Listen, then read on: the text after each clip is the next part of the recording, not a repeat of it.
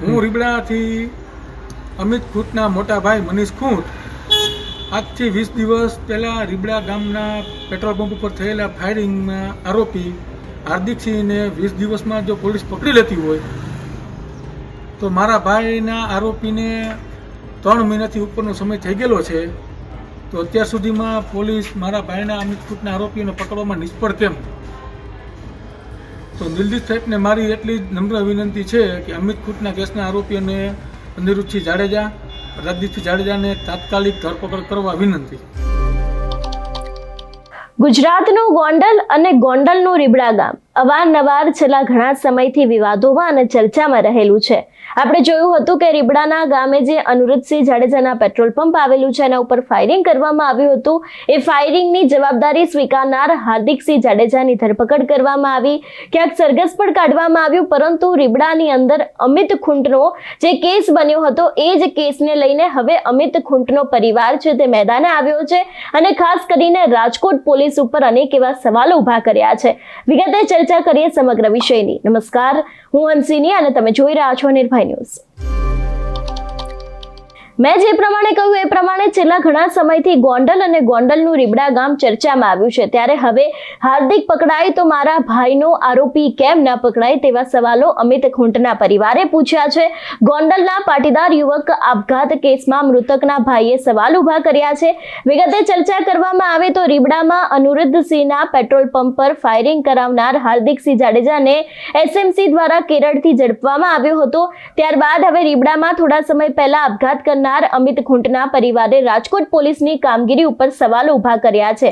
ખાસ કરીને ઘણા બધા સવાલો પૂછવામાં આવ્યા છે ને એવું પણ ક્યાંક કહેવામાં આવ્યું છે કે અમિત ખૂંટના પરિવારજનોએ આરોપીઓને પકડવા માટે એસએમસીના વડા નિર્લિપ્ત રાયને રજૂઆત કરી છે. અમિત ખૂંટના ભાઈ મનીષ ખૂંટે એક નિવેદનમાં જણાવ્યું છે કે જો પોલીસ અનિરુદ્ધસિંહના પેટ્રોલ પંપ પર ફાયરિંગ કરાવનાર હાર્દિકસિંહને 20 દિવસમાં પકડી શકતી હોય તો અમિત ખૂંટ કેસની આત્મહત્યામાં જવાબદાર અનિરુદ્ધસિંહ અને રાજદીપસિંહ 3 મહિનાથી કેમ નથી પકડી શકતી? અમિત ખૂંટ કેસના આરોપીઓને તાત્કાલિક પકડવા નિર્લિપ્ત રાયને વિનંતી કરવામાં આવી છે તેવી પણ ક્યાંક વિગતો સામે આવી રહી છે. વધુમાં અમિત ખૂંટના ભાઈએ શું કહ્યું સાંભળીએ. હું રીબડાથી અમિત ખૂંટના મોટા ભાઈ મનીષ ખૂંટ આજથી 20 દિવસ પહેલા રીબડા ગામના પેટ્રોલ પંપ ઉપર થયેલા ફાયરિંગના આરોપી હાર્દિકસિંહને 20 દિવસમાં જો પોલીસ પકડી લેતી હોય તો મારા ભાઈના આરોપીને 3 મહિનાથી ઉપરનો સમય થઈ ગયેલો છે. તો અત્યાર સુધીમાં પોલીસ મારા ભાઈના અમિત ખૂંટના આરોપીઓને પકડવામાં નિષ્ફળ કેમ? તો નિલદીપ સાહેબને મારી એટલી જ નમ્ર વિનંતી છે કે અમિત ખૂંટના કેસના આરોપીઓને અનિરુદ્ધસિંહ જાડેજા, રાજદીપસિંહ જાડેજાને તાત્કાલિક ધરપકડ કરવા વિનંતી. હું રીબડાથી અમિત ખૂંટના મોટા ભાઈ મનીષ ખૂંટ આજથી 20 દિવસ પહેલાં રીબડા ગામના પેટ્રોલ પંપ ઉપર થયેલા ફાયરિંગના આરોપી હાર્દિકસિંહને 20 દિવસમાં જો પોલીસ પકડી લેતી હોય તો મારા ભાઈના આરોપીને 3 મહિનાથી ઉપરનો સમય થઈ ગયેલો છે. તો અત્યાર સુધીમાં પોલીસ મારા ભાઈના અમિત ખૂંટના આરોપીઓને પકડવામાં નિષ્ફળ કેમ?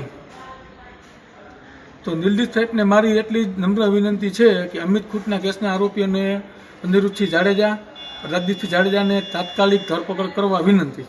એટલે જે પ્રમાણે તેમના દ્વારા પોલીસને વિનંતી કરવામાં આવી છે કે જો હાર્દિકસિંહ જાડેજાની ધરપકડ થઈ જતી હોય છે તો પછી મારા ભાઈના જે આરોપી છે એ લોકોની કેમ ધરપકડ કરવામાં નથી આવતી તેવા સવાલો પૂછવામાં આવ્યા છે. અને તેની જ સાથે રીબડાના અમિત ખૂંટ નામના પાટીદાર યુવકનો આપઘાત કેસના આરોપીઓ હજી પકડાયા નથી.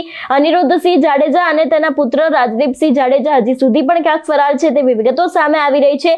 જો આરોપીઓ ન પકડાતા રીબડાના યુવાનોમાં ભારે રોષ જોવા મળ્યો છે અને ખાસ કરીને હવે ક્યાંક આ વિવાદની અંદર મોટો વળાંક આવી શકે છે તેવી શક્યતાઓ દેખાઈ રહી છે. તમારું શું માનવું છે આ વિષયને લઈને અમને કમેન્ટ કરીને ચોક્કસથી જણાવજો. તેની સાથે અમારી ચેનલ નિર્ભય ન્યૂઝને લાઇક, શેર અને સબસ્ક્રાઇબ કરવાનું ભૂલશો નહીં. નમસ્કાર.